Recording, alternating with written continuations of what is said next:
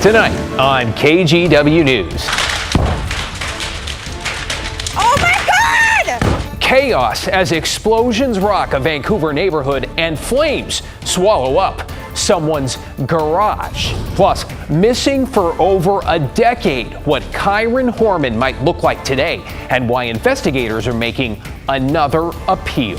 And later, would you shell out $600 a night for a swanky downtown stay? We feel this will be part of the sort of breathing new life into the city. But what do you do when the even more expensive condos aren't selling?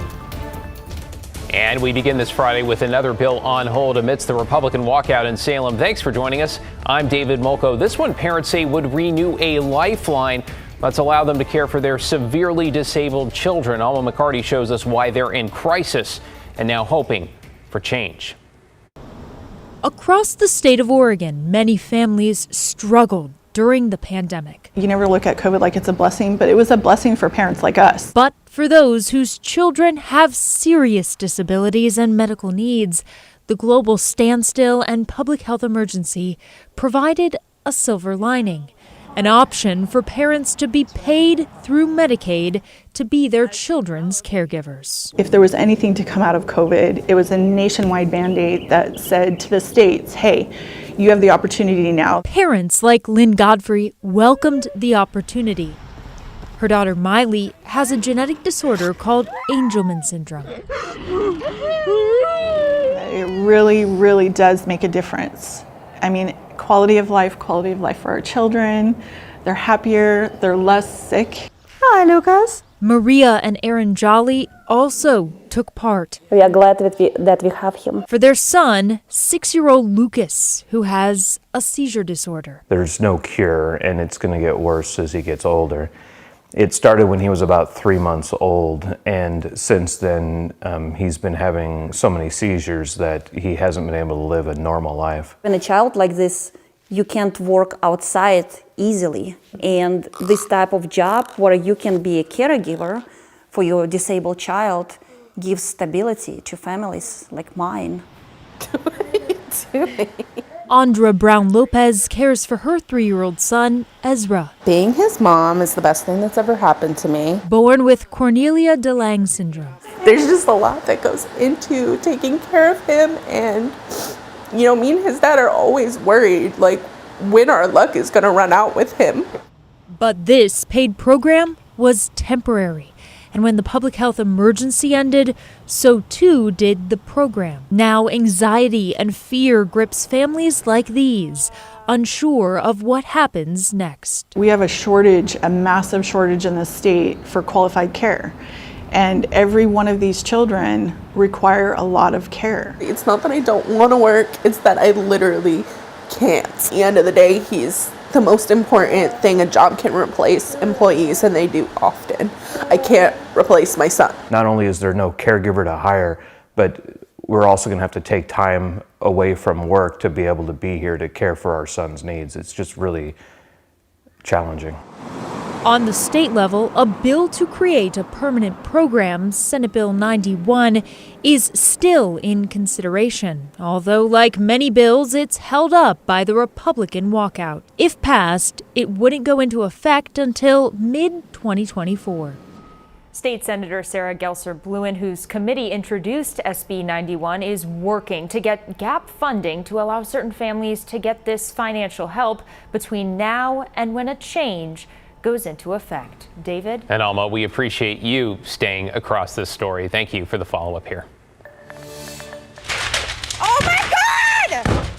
Well, check it out. This is what a neighbor saw in Vancouver this afternoon. Terrifying. What sounded like explosions, big and small, going off as a wall of intense flames burned right through a garage. Firefighters say the detached garage caught fire on P Street and East 32nd, but they were able to keep the flames from spreading to the house itself. And while no neighboring homes were damaged, people in the area describe this as chaos. Thought he was lighting off fireworks. I went out. The fence had blew up. The roof was off. It was on fire.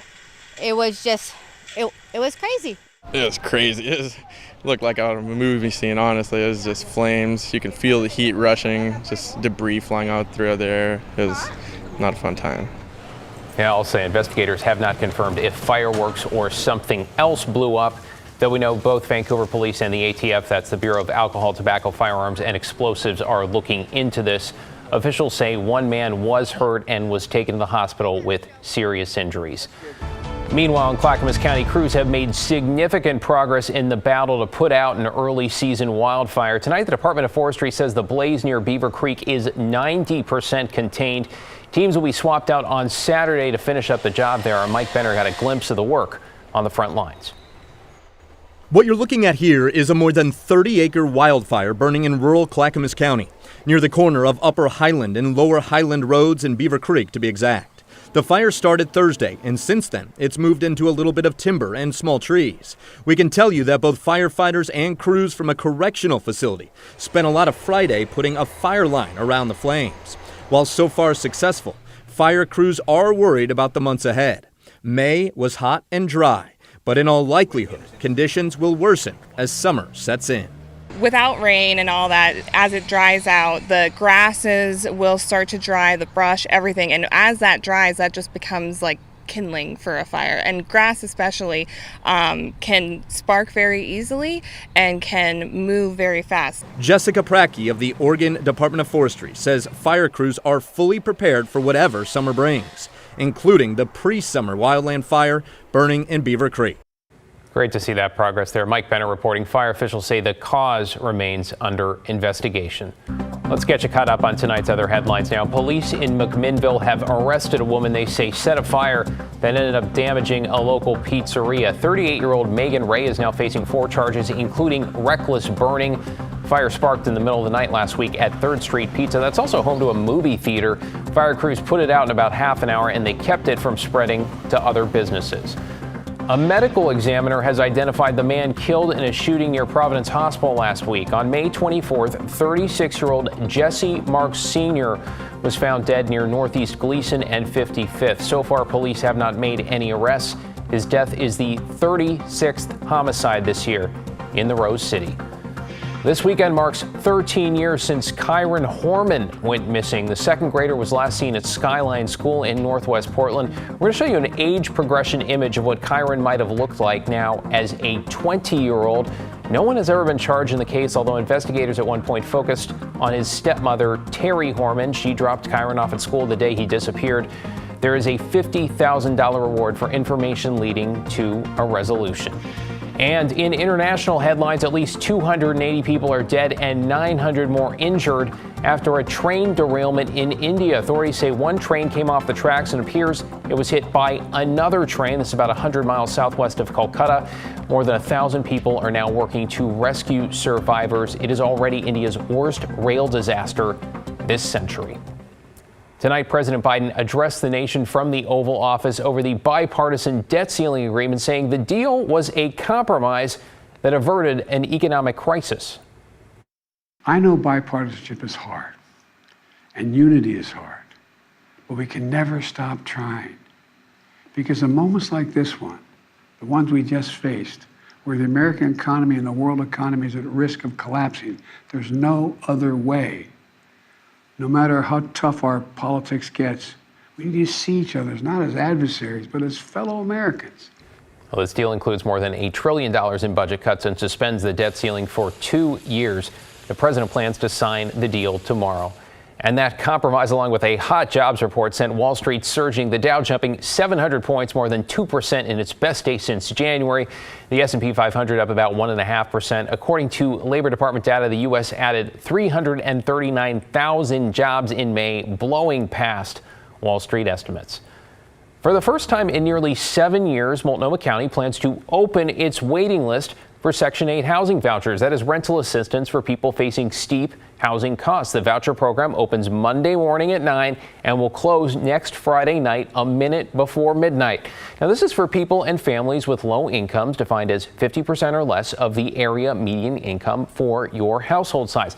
Keep in mind here, it's not a race on Monday morning. It's not first come, first serve, and those who apply will be entered into a lottery. For a full list of requirements, you can visit KGW.com.